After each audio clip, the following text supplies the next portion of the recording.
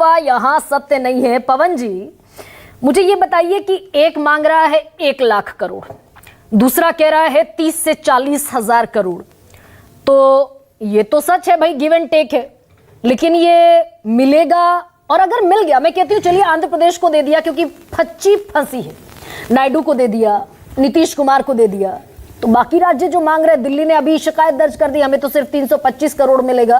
तो ये एक वेल प्रूवन, वेल स्टेब्लिश्ड तस्वीर होगी क्या कि समर्थन के बदले पैसा दे दिया? देखिए, पैसे देने से पहले हम लोग ये बात कर लें कि पैसा ही लाते कहाँ से हैं, तब आपको समझ में आ जाएगा। जैसे अभी विजय विद्रोही जी कह रहे थे, मैं वहीं से शुरू करूँगा जहाँ उनकी बात खत्म हुई थी कि साहब आप कोट कर रहे हैं कि 1 लाख चाहिए, 1.5 लाख करोड़ चाहिए, 2 लाख करोड़ चाहिए। अगर अगले 5 साल में वो फिगर बहुत स्वेल हो के अगर मान लीजिए 2 लाख, 3 लाख, 4 लाख करोड़ पे भी पहुंच जाए या 2 ही लाख करोड़ पे पहुंच जाए, इस देश का बजट साइज आप देखिएगा 48 लाख करोड़ का है।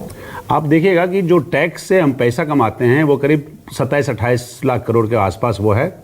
3-4 लाख करोड़ हम वो नॉन टैक्स रेवेन्यू से लेते हैं, और जो बचा हुआ पैसा है वो हम लोग बोरोइंग करते हैं, और उसके बाद कुछ गवर्नमेंट का इंटरेस्ट इनकम जो कि आप नॉन टैक्स रेवेन्यू में जोड़ सकते हैं। अब देखिए, आपने 2 चीज़ों की बात की, दबाव और लिहाज। दबाव डालना एक अलग बात है, लिहाज में अपनी बात मनवाना अलग बात है। मोदी जी इनके दबाव में आ जाएंगे। देखिए, हमेशा जब आप देखेंगे ना तो आपको लगेगा कि पॉलिटिक्स और इकोनॉमिक्स की लड़ाई में हार हमेशा इकोनॉमिक्स की होती है, पॉलिटिक्स जीत जाता है। चाहे किसी स्टेट और सेंटर रिलेशंस की बात करें या कोई और तरीके की बात करें, हमेशा जीत जो है वो पॉलिटिक्स की होगी, जहां पॉलिटिक्स और इकोनॉमिक्स की लड़ाई होगी। पर जो आप देखेंगे, हमने जितना नोट किया इस सरकार में कि इनका जो फिस्कल कंसोलिडेशन है वो थोड़ा पहले की सरकारों की तुलना में बहुत बेहतर तो नहीं कहूँगा, लेकिन बेहतर है। इनके इकोनॉमिक इंडिकेटर्स अच्छे हैं, इनकी किस्मत अच्छी है इन द सेंस कि आप देखेंगे पिछले 10 साल में इस देश में कोई सूखा नहीं पड़ा। जब सूखा आप बोलते हैं तो देशव्यापी सूखे की बात होती है। जब भी बारिश हुई है तो पैची बारिश हुई है, तो सरकार को अपने फिस्कल डिसिप्लिन में रखने में बड़ी उससे हेल्प हुई है। प्लस ये सरकार बहुत कंजर्वेटिव है इस सेंस में। नहीं सर, लेकिन मैं एक छोटा सा इंटरवेंशन ये कर रही हूं कि जब हम इकोनॉमिक हेल्थ की बात करते हैं देश की, तो वो जो 55 लाख करोड़ से कर्ज बढ़कर 205 लाख करोड़ हो गया अकॉर्डिंग टू बिजनेस स्टैंडर्ड, जिसमें 44 लाख करोड़ राज्यों का भी है, 161 लाख करोड़ केंद्र पर है। तो ये आप इसे इकोनॉमिक हेल्थ कह रहे हैं कि बढ़िया इकोनॉमिक हेल्थ है? लेकिन जब आप ये फिगर देखते हैं ना तो आप फिर वो फिगर देखिए जब मनमोहन सिंह के जमाने से तुलना करिए, फिर लास्ट के नरसिम्हा राव के जमाने की, तब आपको समझ में आएगा।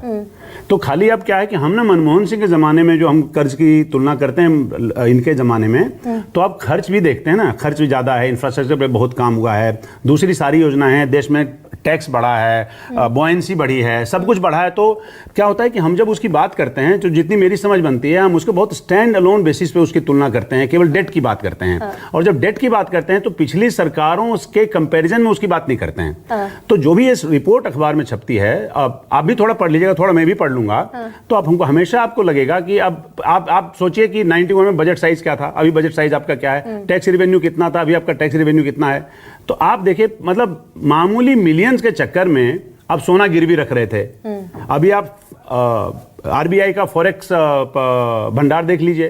तो मेरे ख्याल से हम लोग उसमें अभी नहीं पढ़ेंगे। अभी फिलहाल देखिए कि सरकार के पास एल्बो रूम कितना है, और सरकार की मैन्यूवरेबिलिटी कितनी है, और सरकार की मजबूरी कितनी है। इसको थोड़ा, मेरा ये मानना है कि बिहार के केस में तो सरकार के पास बिल्कुल मजबूरी नहीं, उनका साइज बहुत ज्यादा बड़ा है, तो लेकिन थोड़ा बहुत अभी उनको मिल भी सकता है। आपको जो मैं बता रहा हूं कि वो जो प्रोविजंस हैं बजट में, उसकी बात कर रहे हैं।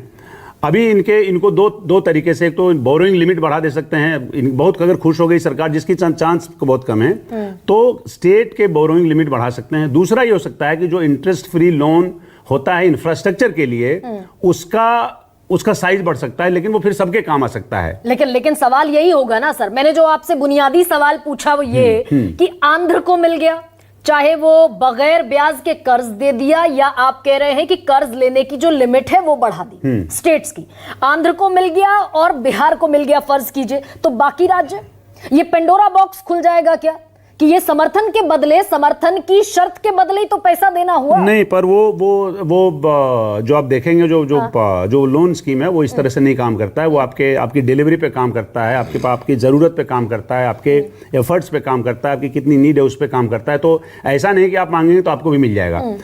तो इनके पास 2 विंडो खाली हैं अभी, लेकिन 2 विंडो में से प्रोबेबली एक ही विंडो का इस्तेमाल फिलहाल हो। एक और चांस इस बात का बनता है कि आप स्पेशल स्टेटस दे देंगे, लेकिन उसके लिए बहुत लंबी प्रक्रिया है। आवेदन में जाइए, नीति आयोग में घूमिए, फिर उसके बाद सिफारिश होगी, फिर उसके बाद 16 फाइनेंस कमीशन में वो जाएगा, वो बहुत लंबा चलेगा। नहीं, वो तो वैसे भी कहा है वित्त आयोग ने कि ये तो केंद्र के संसाधनों पर बोझ है, ये तो हम कर ही नहीं सकते, न करेंगे। वो उसके हम उसमें जा ही नहीं रहे हैं, उसके चांस नहीं है। हम जो आपको बता रहे हैं वो ये कि जो अवेलेबिलिटी है उसके हिसाब से, और चंद्रबाबू नायडू के देखिए मांगने से नहीं होगा। हमने आपको बोला कि कंजर्वेटिव सरकार कई मामलों में है, और आप देखिए यहाँ पे एक ब्यूरोक्रेट बैठा हुआ है जिसका नाम है एक्सपेंडिचर सेक्रेटरी टीवी सोमनाथन।